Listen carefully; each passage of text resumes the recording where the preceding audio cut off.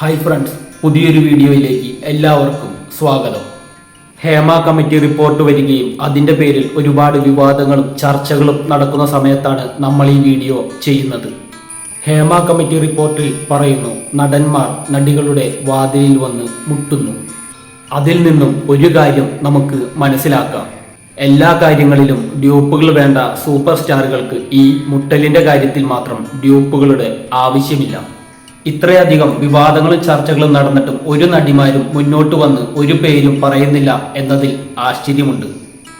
അതിൽ നിന്നും ഒരു കാര്യം വ്യക്തമാണ്, എല്ലാവർക്കും വേണ്ടത് പണവും പ്രശസ്തിയും മാത്രമാണ്.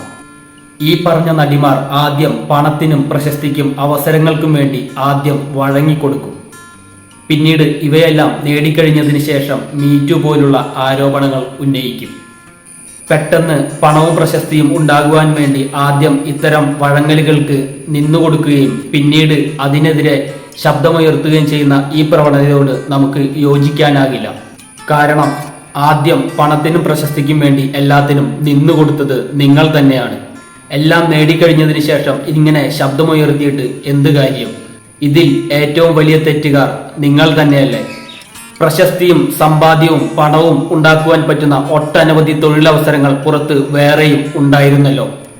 അത്തരം മേഖലകളെ ഒഴിവാക്കി ഈ മേഖല തിരഞ്ഞെടുത്തത് നിങ്ങൾ തന്നെയല്ലേ?